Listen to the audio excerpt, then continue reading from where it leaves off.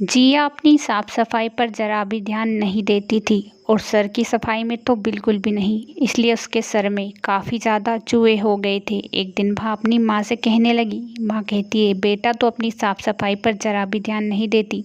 सबसे पहले तो तू 7 दिन में 3 बार अपने सिर को धोया कर, उसके बाद ही तेरे ये चूहे ख़त्म होंगे।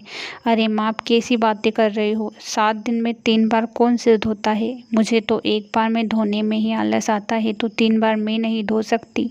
अरे बेटा, कैसी बातें कर रही है? तुझे सिर तो धोना होगा। जिया अपनी माँ की एक नहीं सुनती और अपनी सफाई पर जरा भी ध्यान नहीं देती थी। समय बीतता चला जाता है। एक दिन वहाँ बाजार जा रही थी, उसे एक औरत दिखाई देती है।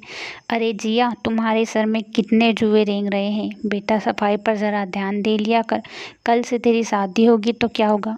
अरे आंटी जी, आप कैसी बातें कर रही हो? आपके सिर में कभी जुए नहीं पड़े क्या? जुए तो सबके सिरों में पड़ते हैं। आपने भी बचपन में जुए देखे होंगे। आप मुझे मत सिखाओ। यहाँ कहकर जिया वहाँ से चल देती है। जिया कोई भी जुए के बारे में बातें करता था वहाँ अच्छा नहीं लगता था। समय बीतता चला जाता है, लेकिन जिया अपनी सफाई पर जरा भी ध्यान नहीं देती थी। जो भी उससे कुछ कहने जाता था, वह हमेशा उस बात को टाल देती थी और लड़ने लग जाया करती थी, जिससे कोई भी अब उसके जुए के बारे में उससे बिल्कुल नहीं कहता था। अरे मेरे सिर में तो बहुत ज़्यादा खुजली चल रही है, अब इन जुओं का क्या करूं, कुछ समझ नहीं आता। जिया खुद से ही बातें करती जाती है। समय बीतता चला जाता है। एक दिन जिया की शादी एक अच्छे से घर में हो जाती है। जिया काफ़ी खुश थी। उसे सासू माँ भी बेहद ज़्यादा अच्छी मिली थी। वह हमेशा जिया को अपनी बेटी की तरह ही रखती थी। अरे बेटा, तुम्हें चिंता करने की ज़रूरत नहीं है, सारा काम मैं कर लूँगी, तुम तो आराम से उठा करो। और हाँ, खाना भी मैं बना लूँगी, तुम्हें कोई काम करने की ज़रूरत नहीं है। अरे माँ जी, आप कितने अच्छे हो। लोग तो सासों के बारे में इतनी बुरी बातें करते हैं, मैंने तो आपका ऐसा कभी रूप देखा ही नहीं। मैं बहुत किस्मत वाली हूँ जो आप जैसी सास मुझे मिली है। अरे बेटा, मैं तो तेरी सास नहीं, माँ हूँ, और तू भी मेरी बेटी है जो मुझसे इतना प्यार करती है। अब इसमें क्या है, दोनों मिलजुल कर काम करेंगे और तू हमेशा मेरी बेटी ही रहेगी। उसका पति आकाश भी उससे बेहद ज़्यादा प्यार करता था। यहाँ देखकर जिया बेहद ज़्यादा खुश थी, क्योंकि उसे ऐसा परिवार जो मिला था।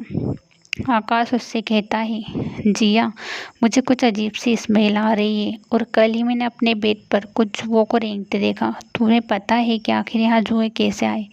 जिया वहीं पर बात को टाल देती है, लेकिन अब जिया को चिंता सताने लगती है। अरे मेरे जुओं के बारे में अगर इनको पता लग गया तो हो सकता है यहाँ दोनों मुझे छोड़ दें। मुझे कुछ करना होगा। जिया अपनी माँ के पास जाने लगती है ताकि वहाँ जुओं को छुपाने का कुछ आइडिया दे सके। जैसे ही अपने माँ के पास पहुँचती है तो उसकी माँ उसे एक ही राय देती है, बेटा अपनी सफाई पर ध्यान दे लिया कर। तुझे पता है, साफ सफाई पर ध्यान देगी तभी जुए ख़त्म होंगे। अरे माँ फिर से सफाई पर आ गई। मैंने आपसे जुओं को ख़त्म करने के बारे में पूछा है। अरे बेटा, कैसी बातें कर रही है? जब तक हम सफाई पर ध्यान नहीं देंगे हमारे जुए कैसे ख़त्म होंगे? रिया अपने घर वापस आ जाती है और जुए को छिपाने के बारे में सोचने लगती है।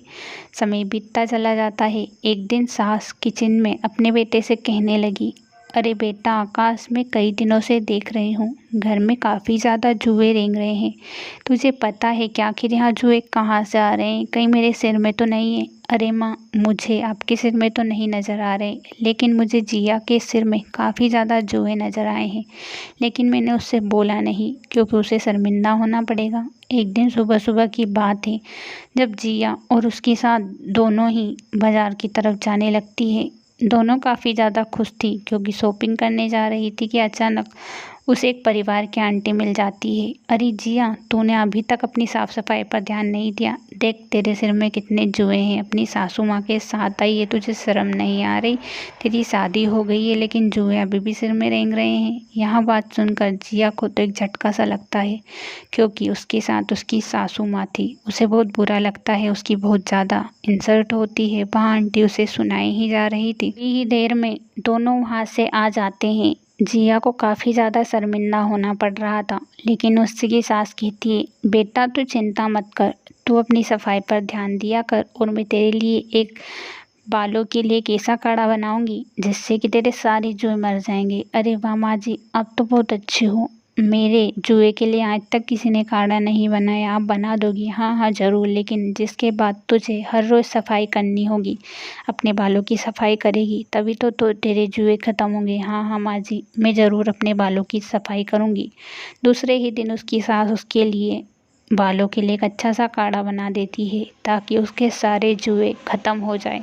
उसकी सास उसे बेटी जैसी ही रखती थी और थोड़े ही दिनों में उसके सच में सारे जुए ख़त्म हो जाते हैं। जिया अपनी सास के पास जाकर कहती है, माँ जी आप बहुत अच्छे हो, आपने हमेशा मेरी मदद की है और आपने मुझे ज़रा भी नहीं डांटा, जबकि जुए होना एक बहू के लिए बहुत बुरा होता है। उसकी सास उसे बहुत सताती है, लेकिन आप कितनी अच्छी हो, और दोनों ही खुशी खुशी रहने लगते हैं। जिया भी अपनी सफाई पर ध्यान देती है।